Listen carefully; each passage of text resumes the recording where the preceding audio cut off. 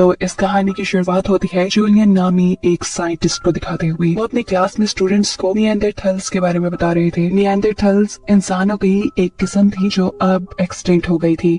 हैरानी की बात यह है कि निएंडरथल्स के कुछ स्केलेटन्स अभी कुछ अरसा पहले दरियाफ्त हुए हैं। जो निएंडरथल इन्हें मिला था उसका नाम था विलियम। ये क्लास सभी साइंटिस्ट की थी और विलियम यहाँ प्रपोज करता है सबको कि अगर कोई चाहे तो विलियम के डीएनए से एक और विलियम यानी एक और निएंडरथल को इस दुनिया में लाया जा सकता है। जूलियन का ये आइडिया क्लास में बैठी हुई बारबरा को बहुत पसंद आया, जो कि मेडिसिन और बायोटेक्नोलॉजी की एक साइंटिस्ट थी। वो इस आइडिया पर काम करने का सोचती है और क्लास के बाद वो साइंटिस्ट जूलियन से एक रेस्टोरेंट में मिलती है और उससे डिस्कस करती है कि कैसे विलियम की क्लोनिंग करना पॉसिबल है। हाँ, मुझे पता है कि प्रोसेस इजी तो नहीं होगा लेकिन इम्पॉसिबल भी नहीं है। ये बताने के बाद बारबरा जूलियन से सवाल करती है कि आप इतना ज्यादा निएंडरथल्स में इंटरेस्टेड क्यों हैं? उसकी ये बात सुनकर जूलियन बारबरा को अपनी लेबोरेटरी में लेकर जाते हैं और उसे दिखाते हैं 2 स्टोन्स, जिसमें से एक को तराशा था होमो सेपियंस ने यानी आम इंसानों ने और दूसरे को निएंडरथल्स ने। निएंडरथल्स का तराशा हुआ स्टोन बहुत सारे काम कर सकता था, जैसे चीजों को काटना, सपोर्ट देना, जिसका साफ मतलब था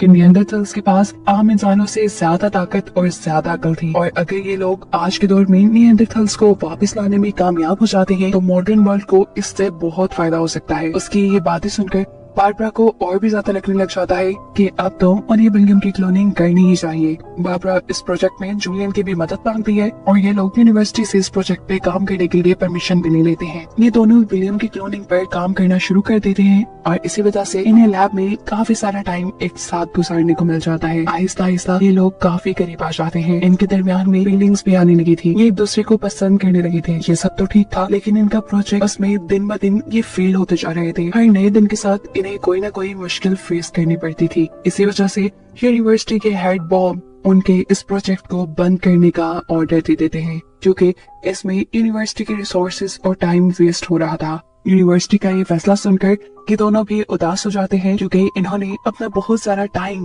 अपनी एफर्ट्स और अपना माइंड इस प्रोजेक्ट पे लगा दिया था। 1-2 दिन उदासी में गुजारने के बाद बारबरा इस पूरे प्रोजेक्ट पे दोबारा ध्यान देती है और देखती है कि आखिर कहाँ ये लोग मिस्टेक कर रहे हैं। अपने लैकिंग पॉइंट्स को जानने के बाद वो जूलियन से कहती है कि हम इस रिसर्च को खुद पे तो कर सकते हैं। आइडिया बारबरा का भी बुरा नहीं था। ये दोनों दोबारा अपने प्रोजेक्ट पे काम करना शुरू कर देते हैं और फाइनली निएंडरथल का एम्ब्रियो बनाने में कामयाब हो जाते हैं। ये लोग अब अपनी सक्सेस के बहुत करीब थे, लेकिन एक और प्रॉब्लम ये था कि ये लोग इस एम्ब्रियो को यहाँ से बाहर लेकर कैसे जाते, जो इस टाइम एक इंक्यूबेशन मशीन के अंदर था। यहाँ पर बारबरा अपनी इस रिसर्च के लिए अपने आप को ही वॉलंटियर कर देती है और उसके पेट में ये एम्ब्रियो इम्प्लांट करने के बाद ये लोग बड़ी ही आसानी से सब लोगों से छुपा कर सिर्फ लैब से ही नहीं यूनिवर्सिटी से भी बाहर ले जाते हैं। यहाँ से बाहर निकलते ही जूलियन और बारबरा ने शादी कर ली थी। कुछ ही महीने इनकी शादी को गुजरते हैं कि बारबरा की डिलीवरी का टाइम आ जाता है और लकीली बारबरा के पास एक हेल्दी बेबी बॉय पैदा होता है, जिसका नाम ये लोग विलियम ही रखते हैं।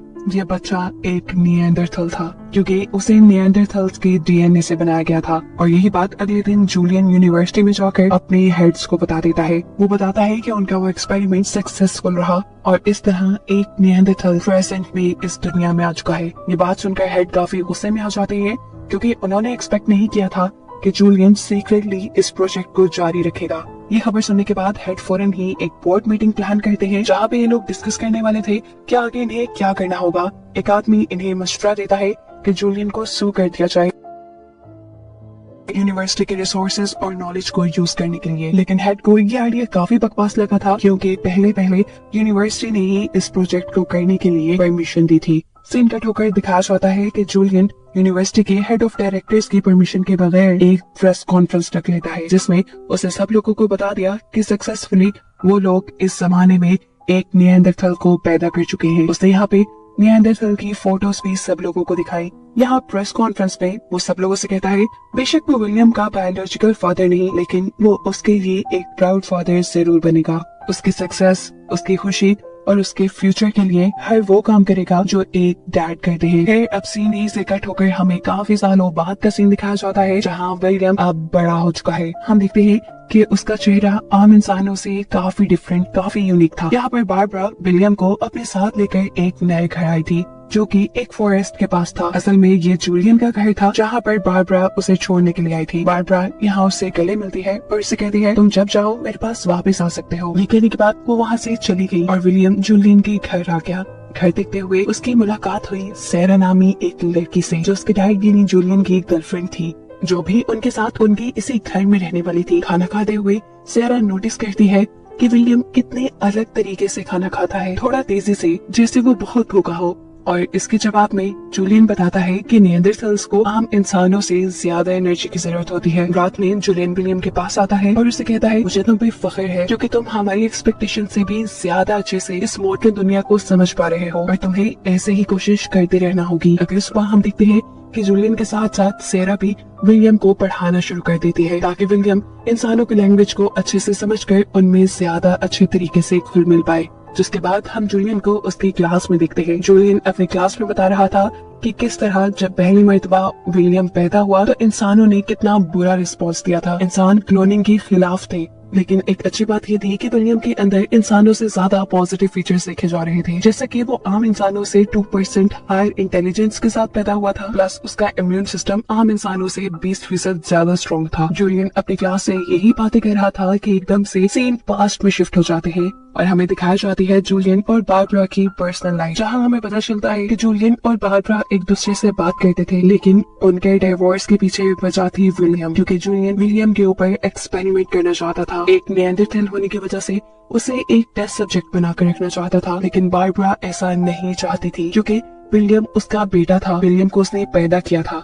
वो अपने बेटे को एक टेस्ट सब्जेक्ट बनते नहीं देख सकती थी और यही मेन वजह थी कि जूलियन और बारबरा के दरमियान में डाइवोर्स हो जाती है। अपने डाइवोर्स के बाद बारबरा विलियम की कस्टडी ले लेती है और उसे एक सिंगल पेरेंट की तरह पालती है, जबकि जूलियन कभी कभार उससे मिलने आया करता था और ये देखकर हैरान होता था कि कितनी जल्दी विलियम यहाँ के माहौल को समझ पा रहा था। लेकिन फिर जैसे जैसे विलियम बड़ा होता गया उसे यहाँ के डेली लाइफ के चैलेंजेस को फेस करने में प्रॉब्लम्स आने लग गई। ऐसे ही एक दिन जब वो स्कूल से लौट रहा था तो उसके स्कूल के बच्चे उसे बुली करने के लिए उसके पीछे पड़ जाते हैं। विलियम यानी निएंडरथैल इंसानों से ज्यादा ज़हीन तो थी, लेकिन इंसानों की तरह चालाक नहीं, इसीलिए विलियम डर जाता है और तेजी से अपनी साइकिल चलाना शुरू कर देता है। ऐसे बेहतियाती में उसकी साइकिल किसी चीज से टकरा कर गिर जाती है, जिसकी वजह से उसके पीछे पड़े तीनों बच्चों का भी एक्सीडेंट हो जाता है। ये चालाक बच्चे इस एक्सीडेंट का सारा इल्जाम विलियम के ऊपर लगा देते हैं और ऐसे विलियम को पुलिस स्टेशन जाना पड़ता है। वो तो अच्छी बात थी कि पुलिस ने इसे सिर्फ बच्चों का एक झगड़ा समझ के निगलेक्ट कर दिया, लेकिन फिर भी विलियम के दिल में कहीं न कहीं ये बात थी कि उसकी वजह से उसकी मॉम को शर्मिंदा होना पड़ा। वो घर आकर निएंडरथैल्स के बारे में इंटरनेट पे सर्च करता है और उसे मालूम होता है कि निएंडरथैल्स इस दुनिया में किसी और नाम से भी मशहूर है और ये नाम था बेरहम और बेवकूफ गुहारों में रहने वाले निएंडरथैल्स। ये सुनकर उसे अपने लिए बहुत बुरा फील हुआ। फिर कुछ वक्त गुजरता है और हम विलियम को टीन एज में देखते हैं, जब वो अपने कॉलेज एडमिशन के लिए टेस्ट दे रहा था।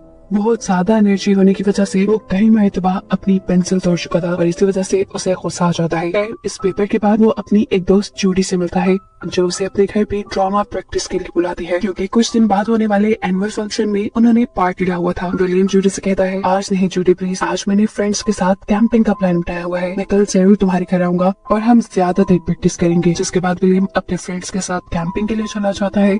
यहाँ ये लोग मजे ही कर रहे होते हैं कि इसी दौरान इन्हें एक कपल मिलता है। यहाँ पर विलियम का दोस्त गलती से उस कपल को ये बात बता देता है कि विलियम एक होमोसेपियन यानी एक आम इंसान नहीं बल्कि एक निएंडरथैल है। ये सुनकर ये कपल तो बहुत ज्यादा एक्साइटेड हो जाता है। ये लोग विलियम से बहुत सारे सवाल करते हैं और वो लड़की पूछती है विलियम अगर तुम्हें मौका मिले पास्ट में जाने का, अपने जैसे लोगों में उठने बैठने का, उस माहौल में रहने का जहाँ की सारी चीजें तुम्हारे साथ सिंक करती हो, तुम्हारे साथ मिलती हो, तो तुम्हें कैसा लगेगा? क्या तुम वहाँ जाना पसंद करोगे? विलियम बिना किसी हिचकिचाहट की हाँ कह देता है, क्योंकि वो तो खुद अपने बारे में बहुत कुछ जानना चाहता था। फिर अगले सीन में हमें दिखाया जाता है कि विलियम जूडी के साथ ड्रामा की प्रैक्टिस के बाद फाइनली अब सबके सामने ड्रामा परफॉर्म कर रहा था।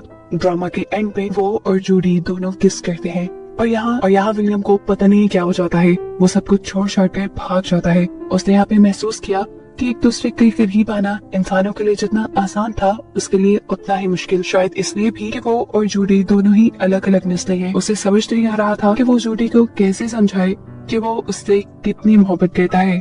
यही दूसरी तरफ हमें दिखाया जाता है कि इस टाइम विलियम और बारबरा एक कंसल्टेंट से मिलने आए हुए थे, जो विलियम के बारे में उसे बताते हैं कि विलियम को बहुत ज्यादा गाइडेंस की जरूरत है क्योंकि उसका सक्सेस रेट बिल्कुल अच्छा नहीं, और अगर उसे फ्यूचर में ये लोग कुछ बनाना चाहते हैं तो उसे एक्स्ट्रा केयर और एक्स्ट्रा तवज्जो की जरूरत है। यहाँ पर बारबरा फैसला करती है कि वो विलियम को कुछ टाइम बाद किसी काम पे लगा देगी, लेकिन जूलियन ऐसा नहीं चाहता था। जूलियन चाहता था कि विलियम अपनी ग्रेजुएशन पूरी करे और उसके बाद जो चाहे वो करे, तब तक विलियम उसके साथ ही रहेगा। लेकिन बारबरा उसे अपने पास रखना चाहती थी। इसी के चलते इन दोनों के दरमियान में लड़ाई हो जाती है। तब कंसल्टेंट सजेस्ट करते हैं, लड़े नहीं आप दोनों, देखिए विलियम कुछ ही अरसे में 18 साल का होने वाला है और जब वो 18 साल का हो जाएगा तो वो अपना ये फैसला खुद ले पाएगा। इसीलिए घर जाकर वो इसके बारे में विलियम से बात करते हैं और उसे कहते हैं कि तुम्हें ये फैसला बहुत ही तवज्जो से और सोच समझ के करना होगा। इस सब के बाद विलियम अपने फ्रेंड्स के साथ सैर के लिए निकल जाता है, जहाँ ये लोग अपने यूनिवर्सिटी एडमिशन्स के बारे में बातें कर रहे थे। विलियम का फ्रेंड विलियम को बताता है कि जूडी का कोलंबिया यूनिवर्सिटी में एडमिशन हुआ है और ये खबर सुनकर वो उदास हो जाता है। घर आकर वो देखता है कि उसके पेरेंट्स दोबारा उसकी कस्टडी के बारे में बात कर रहे थे। बारबरा आज भी नहीं चाहती थी कि उसका बेटा एक टेस्ट सब्जेक्ट बने, लेकिन यहाँ जूलियन अपनी बातों में लगाकर विलियम को इस चीज के लिए मना ही लेता है कि वो जूलियन की रिसर्च का पार्ट बने। वो उसे समझाता है कि अगर वो टेस्ट सब्जेक्ट बनेगा, उनकी रिसर्च में हेल्प करेगा तो लाखों इंसानों की मदद होगी। उसके अच्छे इम्यून सिस्टम से इंसानों के इम्यून सिस्टम को बेहतर बनाकर बहुत से इंसानों की जान बचाई जा सकती है। और इसके बदले जूलियन उसके लिए उसकी चूज की हुई यूनिवर्सिटी में एडमिशन करवाने के सारे इंतजाम करेगा, उसको टेस्ट पे प्रिपेयर करवाएगा और साथ में फाइनेंशियली कंट्रीब्यूट भी करेगा। इसीलिए विलियम जूलियन के साथ रहने के लिए मान जाता है। और सीन अब दोबारा प्रेजेंट पे शिफ्ट होते हैं, जहाँ हम विलियम को जूलियन और सारा के साथ देख रहे हैं। सारा और जूलियन ने उसे बहुत मेहनत से तैयारी करवाई थी टेस्ट के लिए, लेकिन वो सारे टेस्ट पे फेल हो चुका था। इसी वजह से जूलियन विलियम के ऊपर बहुत गुस्सा होता है क्योंकि वो उसकी एक्सपेक्टेशंस के अकॉर्डिंग स्टडीज में अच्छा नहीं था। साथ ही साथ वो सारा को भी डांटता है इसलिए कि तुमने उसे अच्छा नहीं पढ़ाया। जूलियन के यहाँ से चले जाने के बाद सारा विलियम के पास आती है। जूलियन के बिहेवियर से वो खुद भी बहुत ज्यादा दुखी थी, इसलिए अपना और विलियम का मूड ठीक करने के लिए वो विलियम को जंगलों में ले जाती है और उसे कहती है कि तुम उदास मत हो, मैं जानती हूँ ना कि तुमने पहले से बहुत ज्यादा प्रोग्रेस की है। पता नहीं क्यों जूलियन को ये सब नजर नहीं आता। यहाँ जंगल में वो विलियम को ये भी बताती है कि उसके पेरेंट्स भी इसी तरह उससे एक्सपेक्ट किया करते थे, लेकिन वो कभी भी पढ़ाई में अच्छी नहीं रही क्योंकि उसके इंटरेस्ट दूसरे थे। वो विलियम से पूछती है तुम्हारे भी तो कुछ इंटरेस्ट होंगे। बातों ही बातों में उसे पता चलता है कि विलियम को सिंगिंग करना बहुत पसंद है। सेरा के साथ वक्त गुजारते गुजारते वो सेरा के करीब आता जा रहा था और सेरा को भी वो अच्छा लगने लगा था। लेकिन अब की बार विलियम दोबारा किसी से प्यार करना नहीं चाहता था क्योंकि वो जानता था ये काम उसके लिए मुश्किल है। खैर सारा अब उसे दोबारा एक एग्जाम के लिए प्रिपेयर करवाती है और खुद उसे यूनिवर्सिटी लेकर जाती है। सिराज पहले से ज्यादा खुश नजर आ रही थी, शायद वो भी ये बात जान गई थी कि उसे विलियम पसंद है। वो विलियम से कहती है तुम मेरा इंतजार करना, मैं जल्द ही तुम्हें लेने के लिए आऊंगी। लेकिन विलियम आज बहुत ही कोल्ड बिहेव कर रहा था। विलियम एग्जाम देने के लिए चला जाता है, लेकिन यहाँ पर भी उसके साथ पुराने वाले प्रॉब्लम्स थे। यानी पेपर फिल करते हुए उसने कई पेंसिल्स तोड़ दी थी। ये एनवायरनमेंट भी उसके पुराने स्कूल जैसा नहीं था। उसको यहाँ घबराहट हो रही थी, कुछ भी प्लान के अकॉर्डिंग नहीं हो रहा था।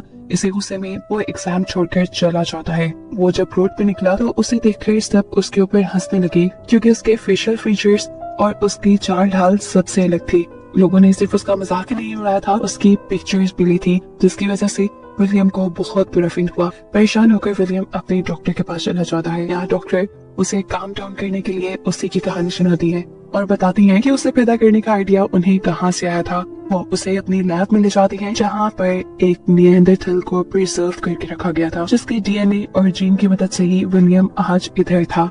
इस बॉडी को देखने के बाद विलियम ये ऑब्जर्व करता है कि वो ना तो पूरी तरह निएंडरथल है और ना ही पूरी तरह इंसान। इनकी यही बातें चल रही थी, जबकि दूसरी तरफ हमें यूनिवर्सिटी के बाहर सेरा को दिखाया जा रहा था। वो कब से विलियम का वेट कर रही थी, लेकिन विलियम अभी तक यूनिवर्सिटी से बाहर नहीं आया था। हालांकि एंट्रेंस एग्जाम भी कब से खत्म हो चुका था। काफी देर विलियम के बाहर ना निकलने पर सेरा किसी तरह बारबरा को कॉल करती है। ये दोनों विलियम को ढूंढने के लिए निकल जाते हैं, जबकि दिखाया जाता है कि विलियम तो चुपके से अपने डैड की क्लास में आ गया था, जहां जूलियन अभी भी निएंडरथल्स के बारे में सबको लेक्चर दे रहा था। अब जैसे ही जूलियन यहाँ के स्टूडेंट्स को ये एक्सप्लेन करने वाला होता है कि कैसे विलियम की क्लोनिंग आगे फ्यूचर में लोगों को हेल्प करेगी, तो ये सुनकर विलियम फौरन से खड़े हो जाता है और सब लोगों को कहता है कि ऐसा कुछ नहीं होगा। जूलियन यानी मेरा डैड फेल हो चुके हैं, क्योंकि विलियम बिल्कुल भी उनकी एक्सपेक्टेशन के अकॉर्डिंग नहीं था। क्या जूलियन उसे खामोश करवाने के लिए उसे कहता है तुम दोबारा फेल होकर आए हो ना। ये सुनकर विलियम कहता है हाँ, यही तो मैं बता रहा हूँ कि मैं